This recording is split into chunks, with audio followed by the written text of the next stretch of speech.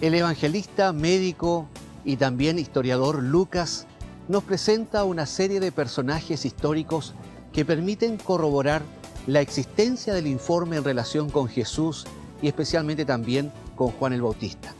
Es importante destacar que estos personajes, muchos de ellos poderosos, contrastan también con la humildad del hombre que clamó allí en el desierto. Nos referimos a Juan el Bautista, quien tuvo la noble misión de preparar el camino para la venida de Jesús. Vamos a seguir hablando de este tema porque estamos iniciando su programa Lecciones de la Biblia. Sean cada uno de ustedes muy bienvenidos.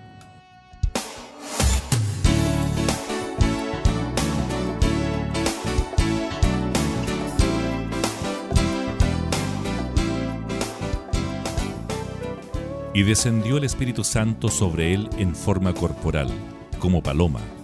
Y vino una voz del cielo que decía: Tú eres mi Hijo amado, en ti tengo complacencia. Lucas capítulo 3, versículo 22.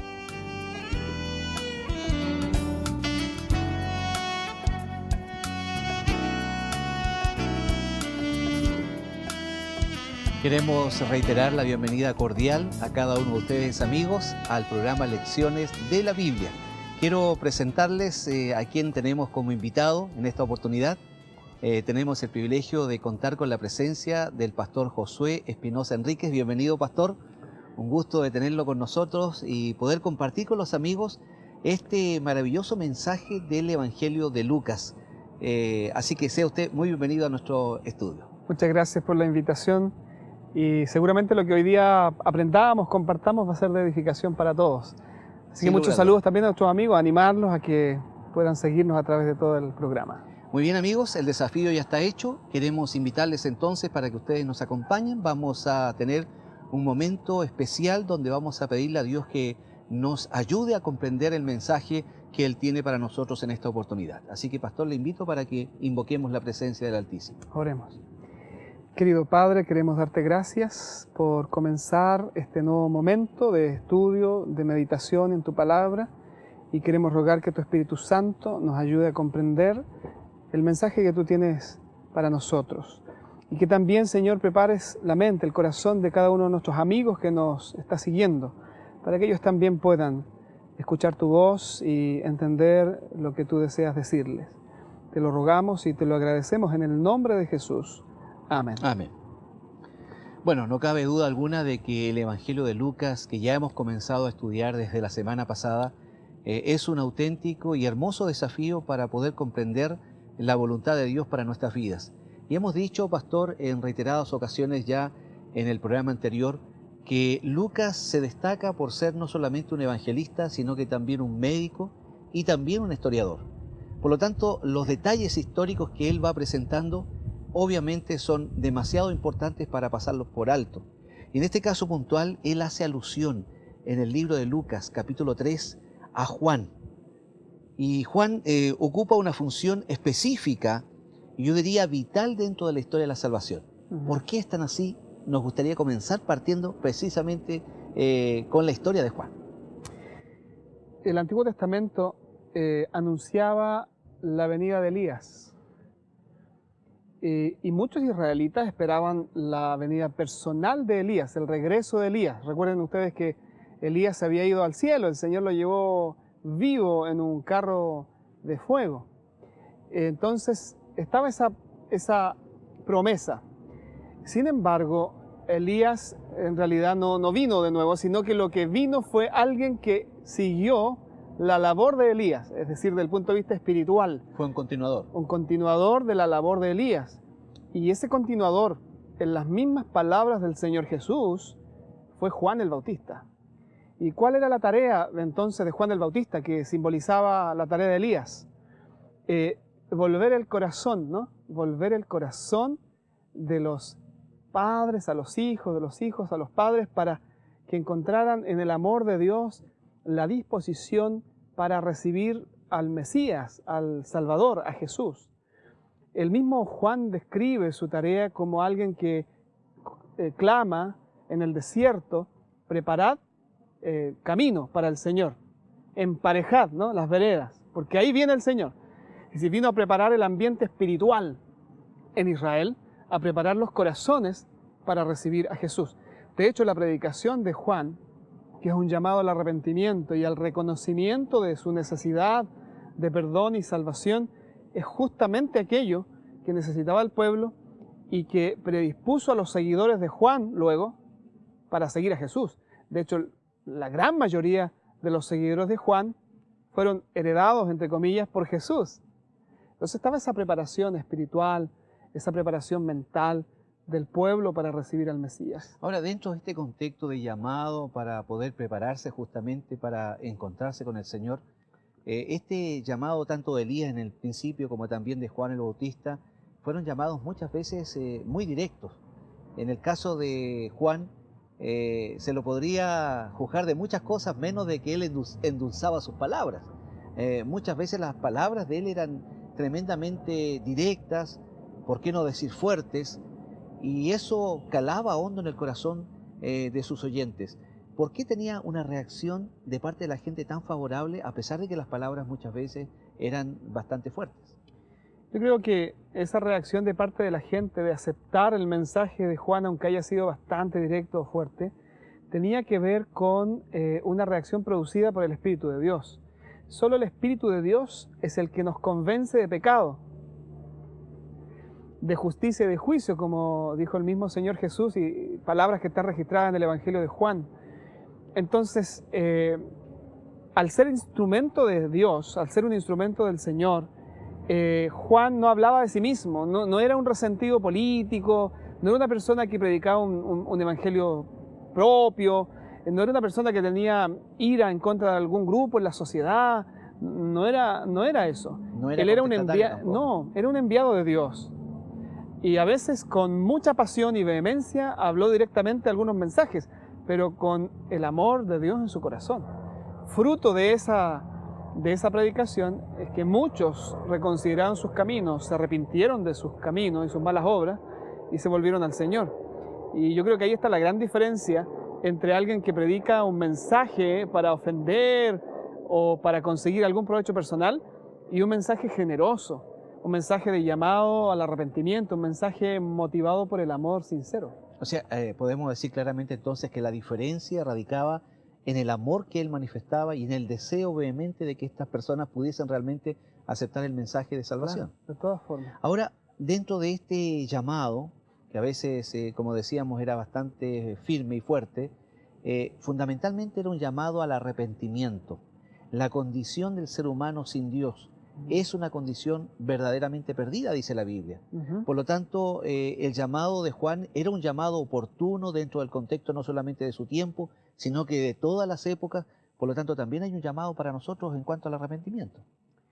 Exactamente. El arrepentimiento es el resultado de la obra sobrenatural del Espíritu Santo en nosotros. Jesús dijo que el arrepentimiento lo producía, o el reconocimiento del pecado lo producía el Espíritu Santo. La primera reacción de los que escucharon el mensaje de Pedro y los otros apóstoles fue: varones galileos, ¿qué tenemos que hacer? Y la respuesta de Pedro y los otros discípulos fue: arrepiéntanse y bautícense.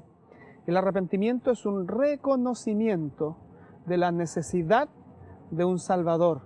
Es el reconocimiento de que no puedo ser bueno yo por mí mismo.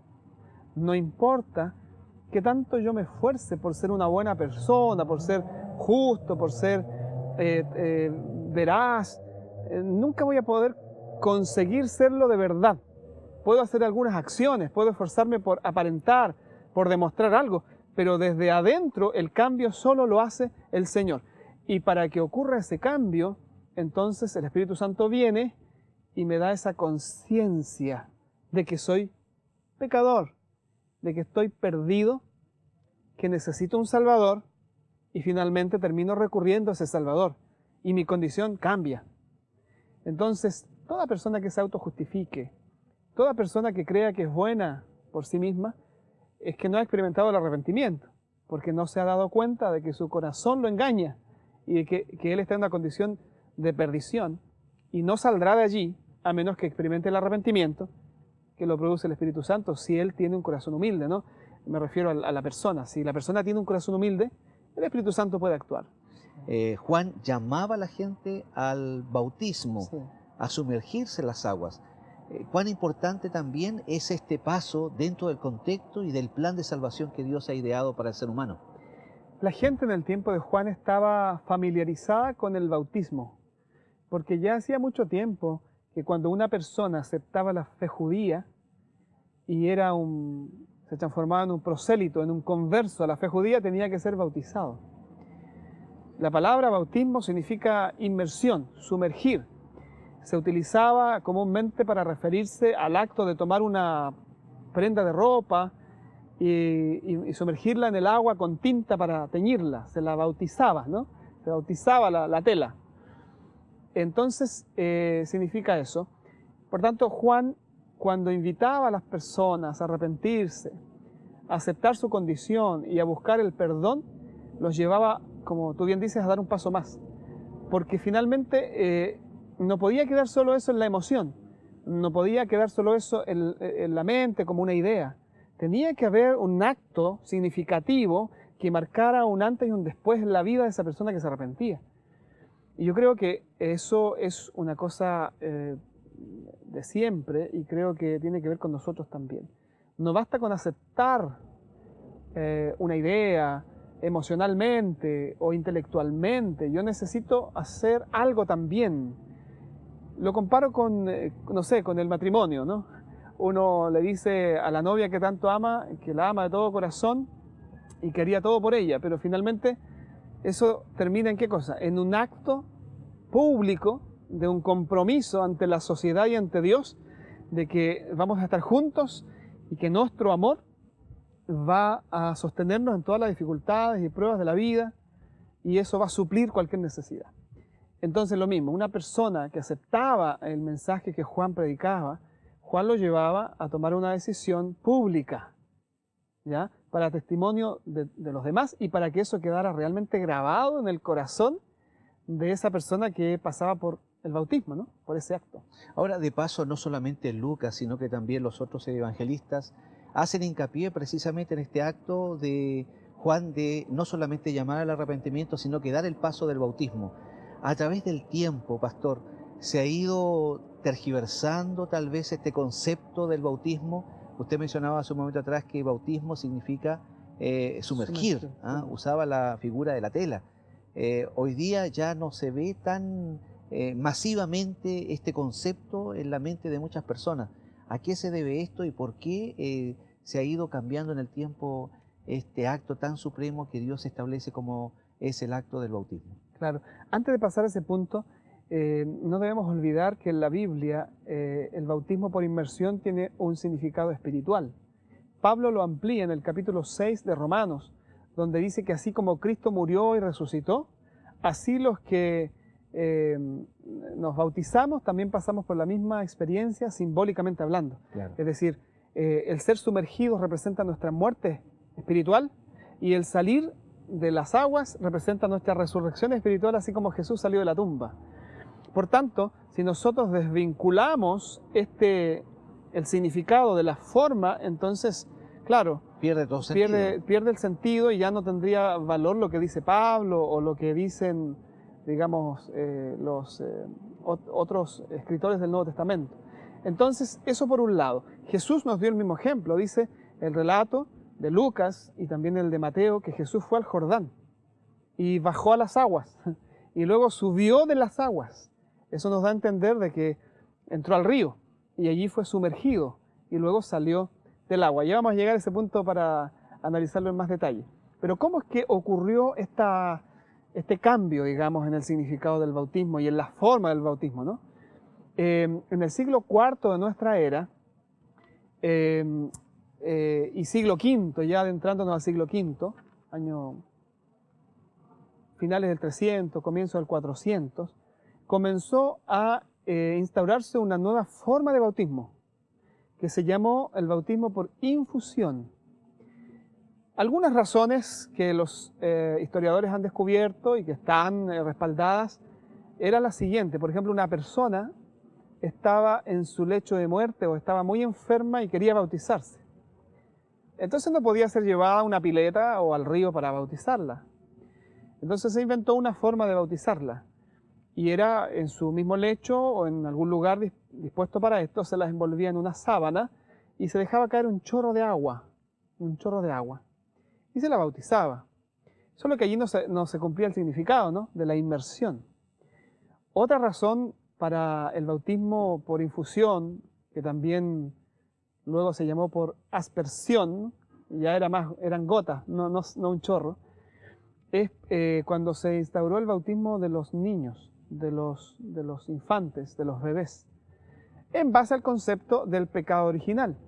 Es decir, que un niño no solo nace con la tendencia al pecado, sino que también nace con la culpa. Y entonces para ser salvo de esa culpa, ser liberado de esa culpa, el bebé a semanas de haber nacido o al poco tiempo de haber nacido era bautizado, pero no se lo podía sumergir, ¿verdad? Era complejo eso. Entonces solo un chorrito de agua o algunas gotas. Básicamente una práctica cultural. Nosotros no encontramos en toda la Escritura ninguna evidencia de que la forma del bautismo pueda ser otra, sino solo la inmersión. O sea, podríamos decir acá que hubo una buena intención respecto de las circunstancias que se fueron dando, Sí. pero lamentable y tristemente se fue perdiendo la riqueza del simbolismo. Y eso no era necesario porque una persona que está impedida de salir de un hospital, por ejemplo, o impedida de ir a bautizarse por inmersión, debe estar confiada en Dios, aceptar, digamos, de corazón el perdón, la salvación que Dios le ofrece, y no es necesario que tenga que bautizarse. Eso ocurrió con el ladrón en la cruz. El ladrón en la cruz no podía bautizarse, ni por infusión ni por inmersión, pero el Señor le dio la seguridad de la salvación. Es decir, el bautismo es para todo aquel que deba y pueda hacerlo. Si hay una persona impedida de bautizarse, entonces eso Dios lo juzga. Lo que no es adecuado por la luz que tenemos en la palabra de Dios es que alguien, teniendo la posibilidad de hacerlo, no lo haga. Porque no quiero. O porque no me parece que sea importante. Eso es reprobado por la palabra, porque finalmente todos los que creyeron, y eso está en el libro de los Hechos, ¿no?, fueron bautizados o iban siendo bautizados. Es decir, ese es el plan de Dios. Muy bien. Amigos, está tremendamente interesante el tema que estamos tocando. Vamos a seguir ahondando un poco más en esta materia y en otras más que nos presenta el libro de Lucas. Así que le invitamos para que usted no se aparte de nuestra sintonía. Vamos a hacer una breve pausa. Ya regresamos junto a cada uno de ustedes.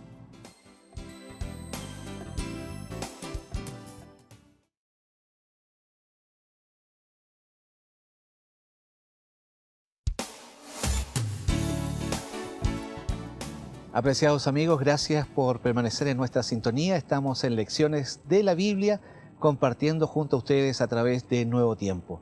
Bueno, ha llegado un momento muy especial dentro de nuestro programa porque siempre es bueno saber lo que piensa realmente la gente, la opinión pública.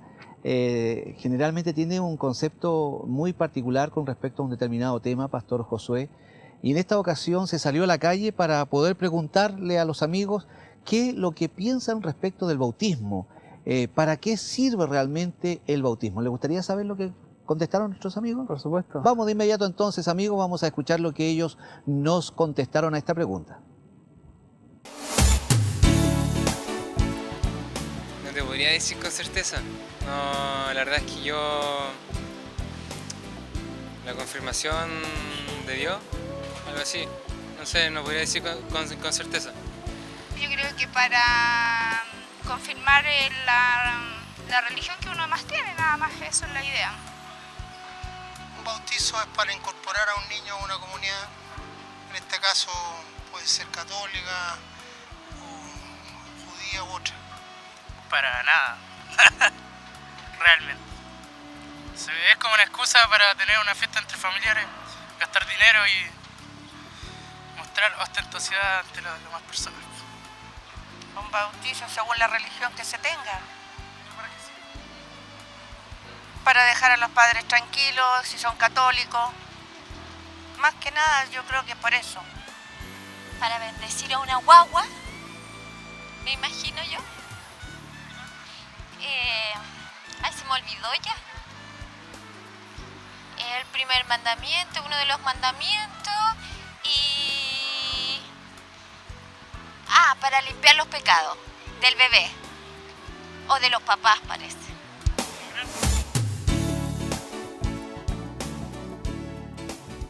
Bueno, ahí pudimos ser testigos de una serie de respuestas, algunas de ellas bastante interesantes, otras no tanto, pero reflejan un poco un grado de desconocimiento y tal vez de confusión respecto del tema del bautismo. Usted habló claramente hace un momento atrás en relación al tema del bautismo de los niños. Pareciera ser que la gran mayoría asocia el bautismo con los niños. Sí, y también como un rito más bien cultural, más que espiritual, digamos, ¿no? A ver, la Biblia, que es nuestra fuente, digamos, de revelación, es bastante clara con respecto al significado del bautismo y el propósito del bautismo. Ya hablamos un poquito acerca del significado. Ahora, ¿pero para qué? Yo quisiera leer un texto, podríamos leer muchos, pero uno para intentar responder a la pregunta ¿para qué hay que bautizarse o qué significado tiene? De paso, invitamos a los amigos que nos están viendo y que tienen la posibilidad de tener su Biblia en sus manos, que nos acompañen también para que puedan buscar y allí confirmar lo que estamos diciendo. Busco en Hechos capítulo 2, versículo 38. Esto está en el contexto de la predicación de Pedro, ¿no? Allí la primera gran predicación que atrajo a tantas personas y donde 3.000 finalmente fueron bautizadas. Entonces dice que fueron tocados por el Espíritu Santo en el verso 37, y el verso 38 Pedro les dice a ellos qué tenían que hacer, porque ellos le preguntan, ¿no? Pedro les contestó: arrepentíos y sed bautizados cada uno de vosotros en el nombre de Jesucristo, y aquí está el propósito, para el perdón de vuestros pecados, y recibiréis el don del Espíritu Santo. Aquí hay varios elementos, pero quiero destacar dos en relación al propósito. El primero de ellos dice que es para arrepentimiento. El bautismo finalmente evidencia, externaliza una situación que ha ocurrido en el corazón. La persona que reconoce su condición pecaminosa, que reconoce su necesidad de un Salvador, entonces se arrepiente por obra del Espíritu Santo. ¿Y cómo se evidencia públicamente lo que ha ocurrido? A través del bautismo, ¿ya? Y entonces se recibe el perdón de los pecados. A ver, pastor, digámoslo de otra manera tal vez. Si alguien ve en este simbolismo simplemente un acto, e incluso hasta puede percibir que el agua tiene alguna connotación muy particular, claro, y pierde esa noción de profundidad y de sentido espiritual, obviamente el bautismo no tendría ninguna significación para esa persona. No, porque el bautismo es, como recién mencionaba, el resultado de algo más grande, más profundo que ha ocurrido en el corazón. Una persona que se bautiza sin que haya ocurrido primero lo otro, entonces el bautismo no tiene, como tú bien dices, el significado que Dios quiere darle. Ahora, alguien podrá decir, sí, pero yo tengo la experiencia de haberme bautizado sin que haya ocurrido algo importante en mi corazón, pero tiempo después de haber estado bautizado, sí me encontré con Cristo. Bueno, esas son situaciones que pueden ocurrir, pero lo normal es que una persona que se arrepiente, que reconoce sus pecados, se bautiza y recibe, dice allí la palabra de Dios, el perdón de los pecados, la limpieza de los pecados. Es decir, ya no es más culpable de sus pecados, de sus faltas, y por tanto es liberado ¿de qué cosa? De la condenación del pecado. Entonces, el bautismo es para perdón de los pecados, y luego dice para recibir el don del Espíritu Santo. El Espíritu Santo siempre ha estado con todos los seres humanos.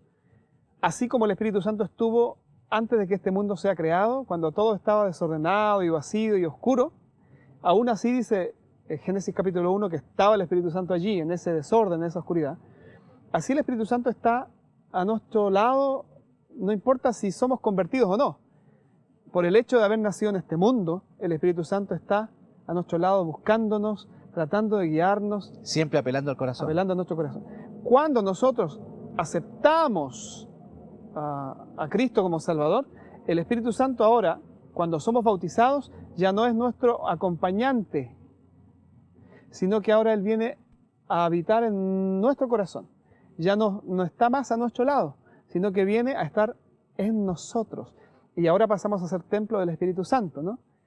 Habitación para el Espíritu Santo. Entonces allí hay ya dos propósitos, el perdón de los pecados y recibir el don del Espíritu Santo. Ahora, solo amplío un poquito esto del perdón de los pecados. Si nosotros somos perdonados de nuestros pecados, automáticamente somos liberados de la condenación. Ya no estamos más perdidos y somos salvos. Por eso es que cuando Jesús mandó a predicar a sus discípulos, los mandó a bautizar también. Y les dijo en Marcos 16:16, está registrado este versículo, el que creyere y fuere bautizado será salvo. Pero el que no creyere será condenado.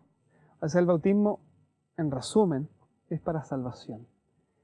El bautismo no es una opción, es un paso necesario.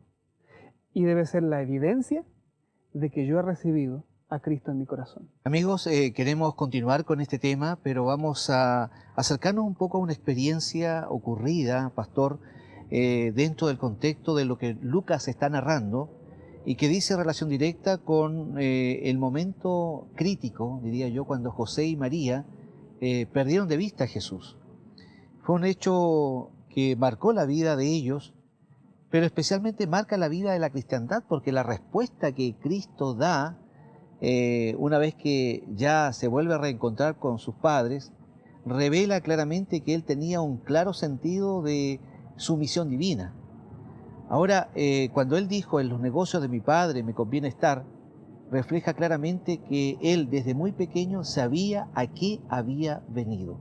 Es importante que nosotros también entendamos que Cristo, aún pequeño, ya era, ¿cierto?, quien se perfilaba como nuestro auténtico y genuino Salvador. Seguramente Jesús llegó a una comprensión de su misión y de su propia naturaleza en la medida que iba madurando. Él fue un bebé normal, ¿no? Sin embargo, cuando él cumplió 12 años, se presenta este relato. Había pasado Jesús de ser un niño a ser un joven dentro de la sociedad judía. A los 12 años, un niño varón pasaba a ser ya un joven con ciertas responsabilidades espirituales inclusive, y Jesús estaba asumiendo esa nueva condición y había bajado al templo a Jerusalén con sus padres desde Nazaret para celebrar allí una fiesta solemne. Ahora, no sabemos en qué momento Jesús comienza a tener esa noción más clara. Aquí aparece con una noción bastante clara ya, pero tenía 12. ¿Pero qué pasaba a los 6 años? ¿O a los 5? ¿O a los 7? No sabemos. De hecho, la Biblia guarda silencio en cuanto a eso. No nos dice en qué momento el Señor Jesús llegó a tener esa claridad respecto a su misión. No quiero complicarlo, pastor, perdón que le haga el paréntesis, pero ¿por qué la Biblia guarda silencio en este periodo que podría haber sido tal vez bastante indicador con respecto a la forma como los padres deben cuidar a sus hijos?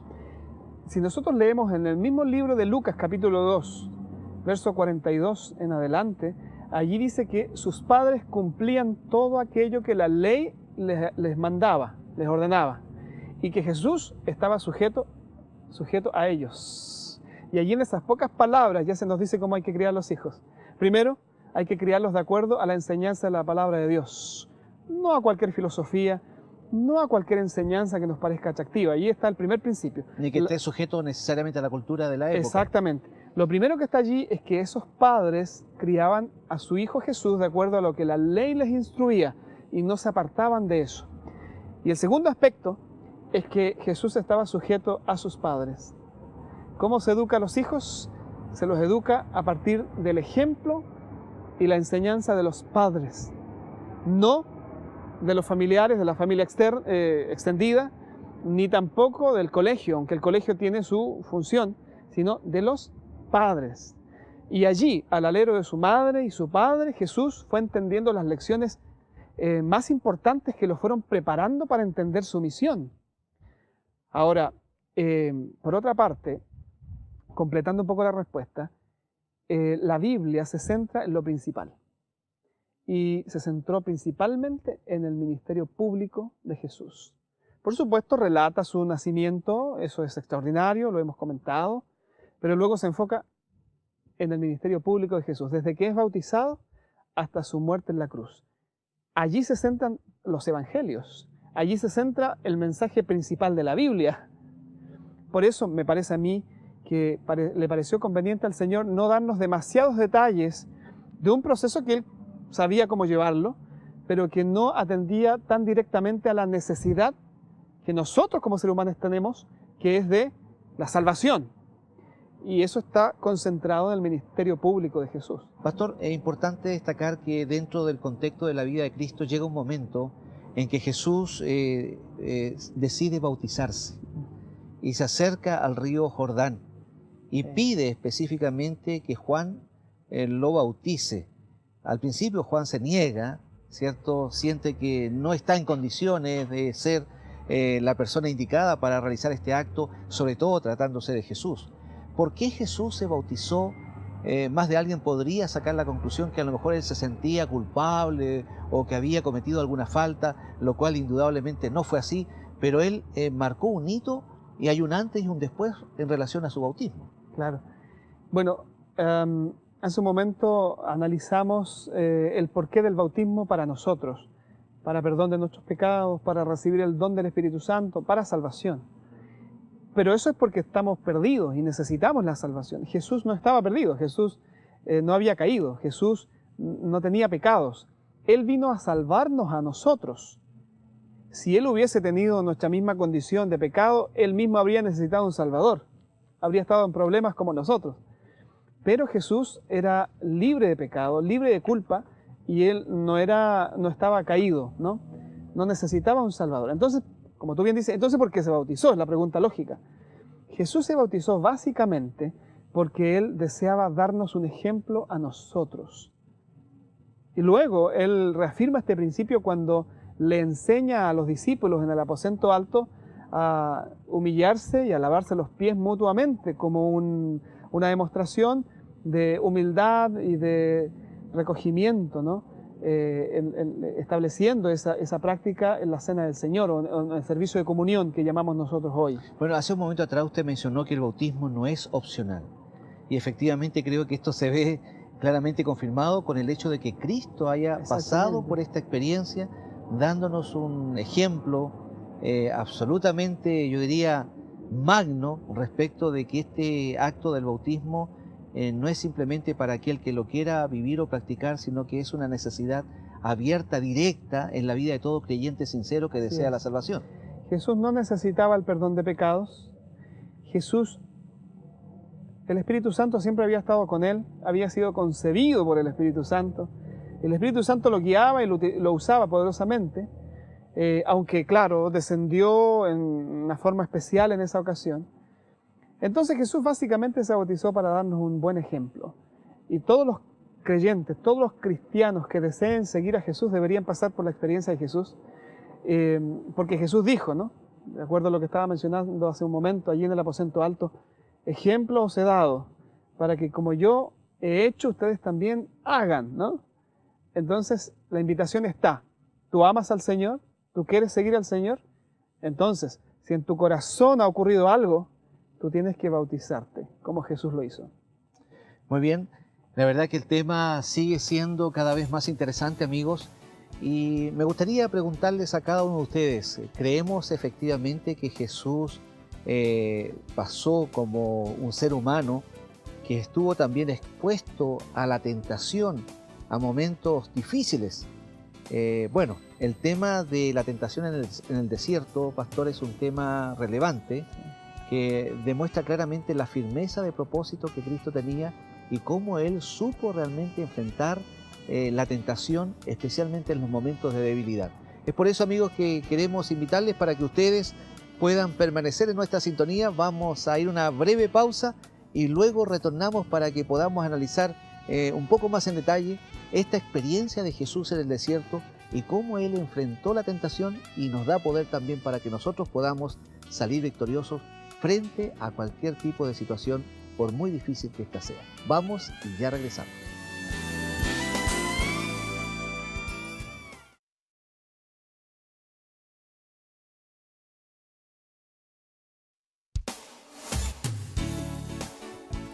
Y después de esta breve pausa estamos nuevamente de regreso junto a ustedes en Lecciones de la Biblia. Gracias amigos porque ustedes han permanecido en nuestra sintonía. Y bueno, estamos tocando este tema apasionante del Evangelio de Lucas. Hemos visto varios tópicos ya junto al pastor Josué Espinosa.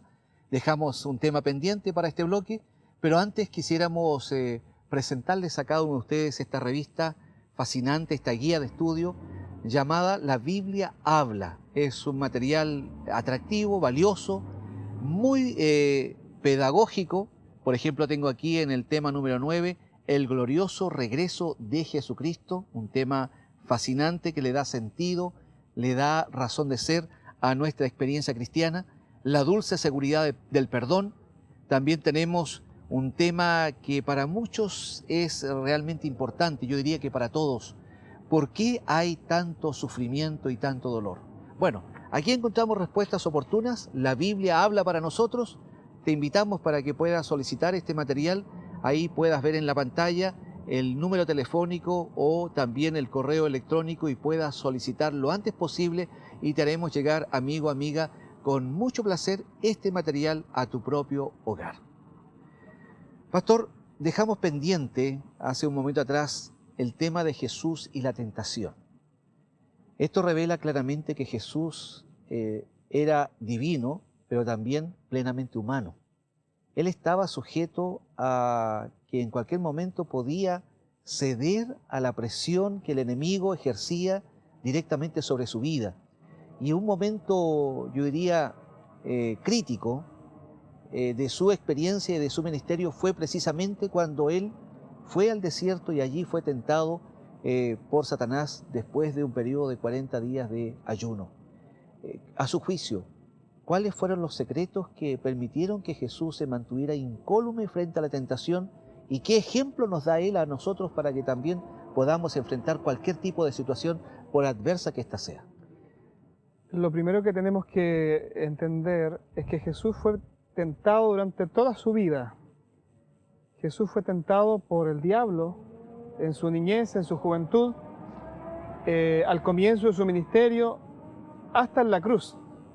Eso es lo primero. Jesús siempre no fue fue una tentado. experiencia aislada esta del desierto. No. Pero esta fue especialmente desafiante para Jesús, porque estaba iniciando su ministerio público, se estaba preparando espiritualmente para comenzar a predicar el reino de Dios, llamar a sus discípulos, conformar un equipo de trabajo y en esos 3 años y medio que él desarrolló el ministerio, tratar de llevar este mensaje de salvación a todas las personas posibles. Entonces, él fue al desierto y dice el Evangelio de Lucas que era tentado por el diablo. Es decir, durante los 40 días Jesús fue tentado. No sé cuántas tentaciones recibió. Pero al finalizar los 40 días, cuando Jesús estaba más débil físicamente, cuando realmente tenía hambre, cuando ya el hambre era más que una sensación, era un dolor, entonces él, el diablo, usó las 3 tentaciones maestras, creo yo, para tratar de hacer caer a Jesús. Ahora, antes de avanzar con las tentaciones mismas que están allí descritas en el Evangelio de Lucas, es decir que Jesús podía caer, que Jesús podía pecar. Ahora, ¿será que Jesús era atraído por el mismo tipo de tentación que nosotros?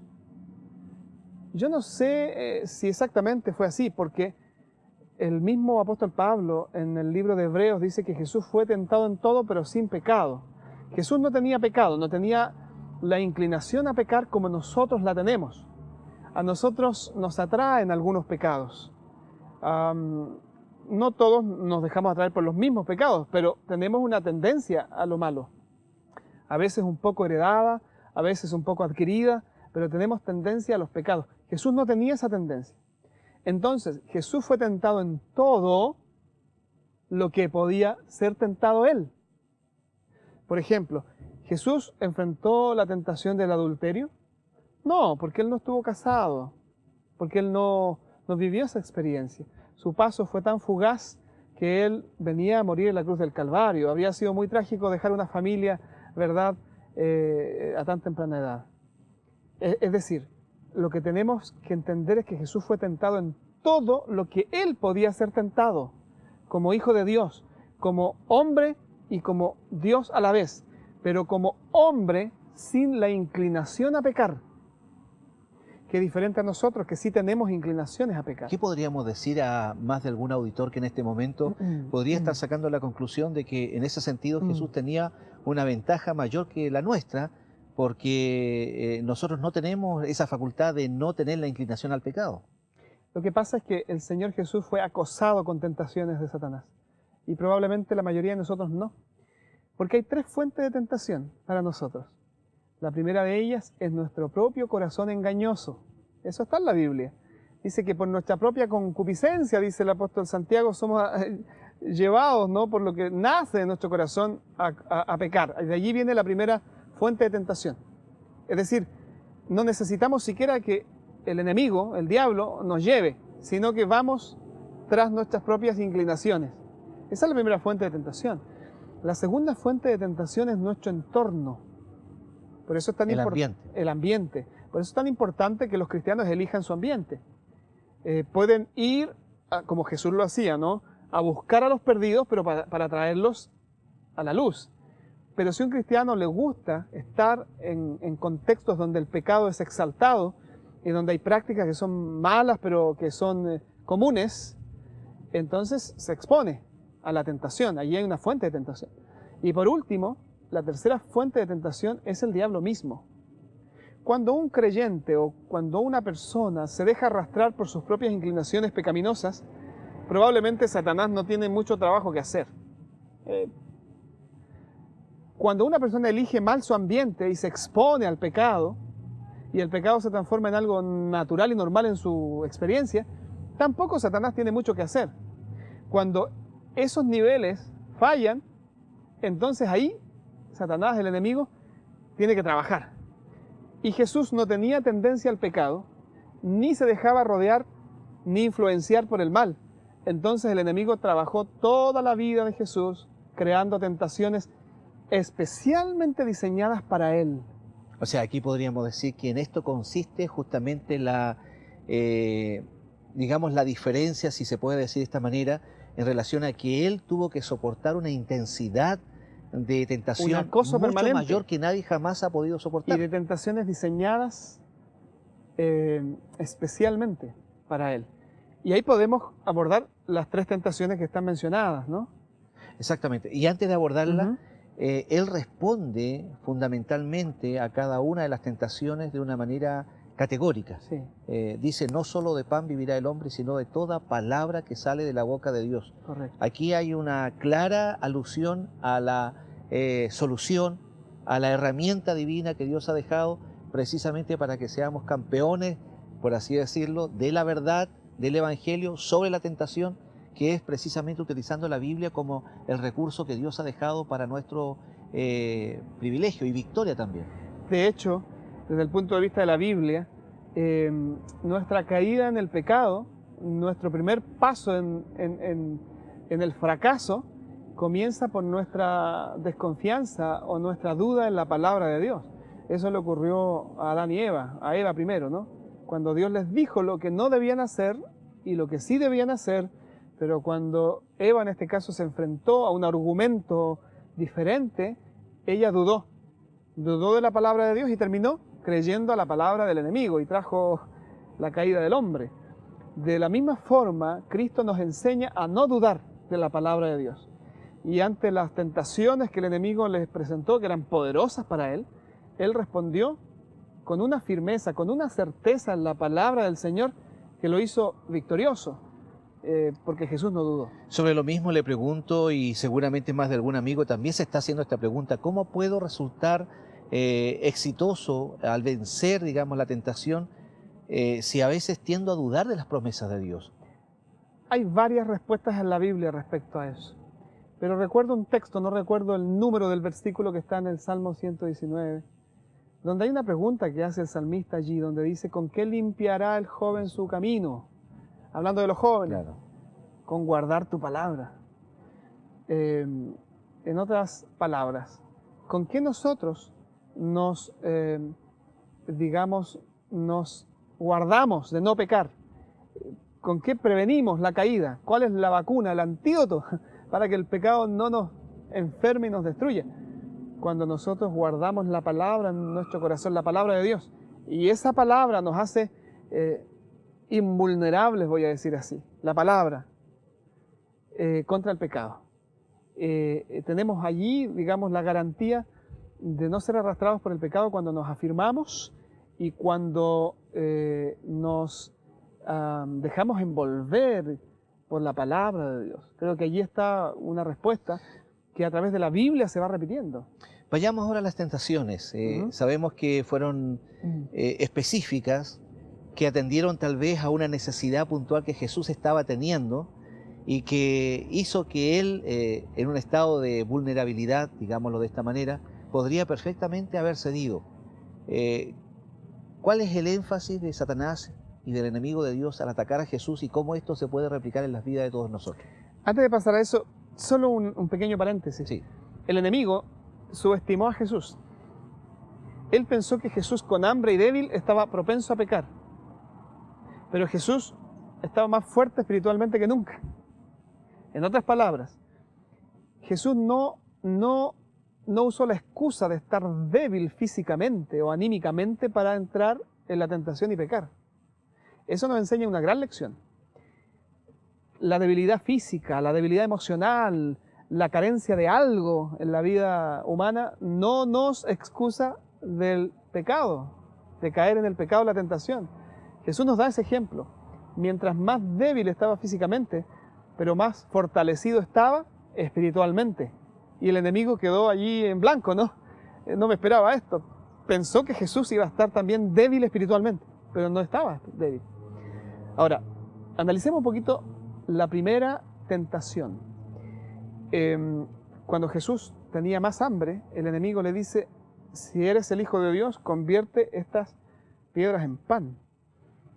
Sin duda que hay una referencia allí a una tentación para el apetito, ¿no?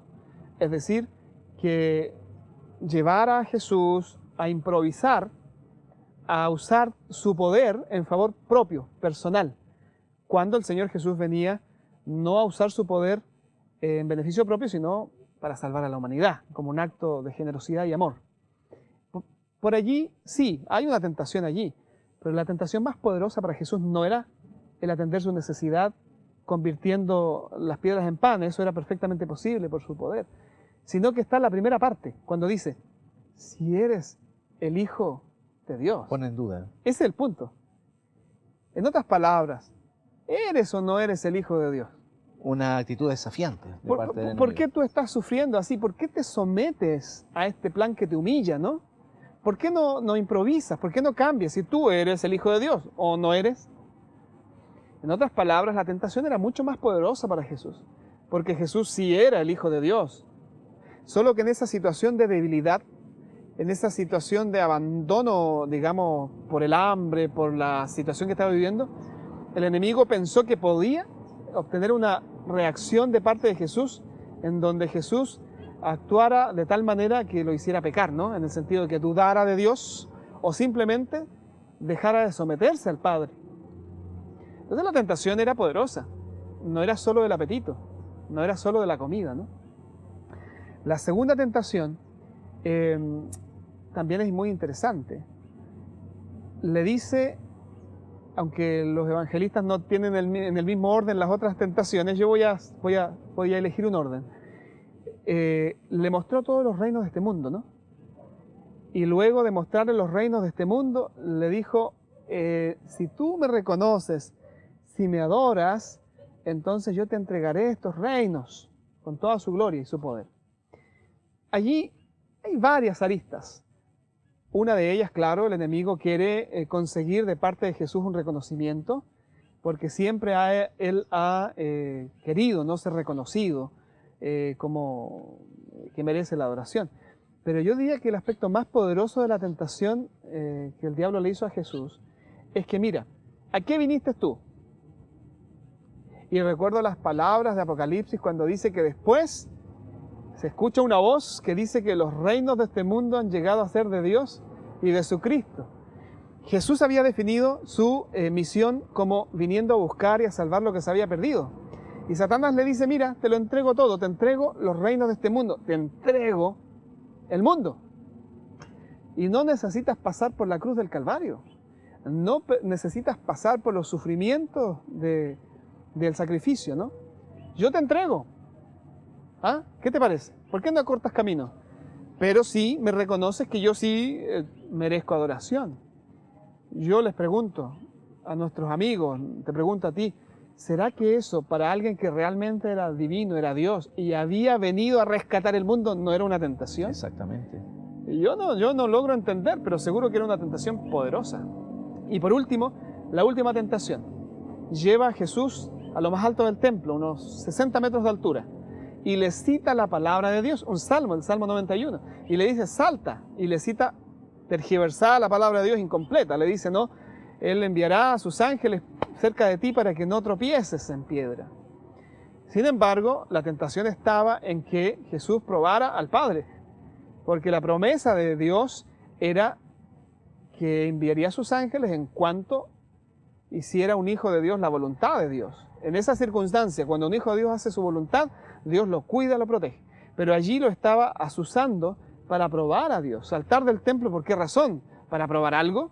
¿Para probar su poder? ¿Para glorificarse a sí mismo? ¿Para llamar la atención sobre sí? Y no para cumplir un propósito salvífico. Me parece que era una tentación poderosa también.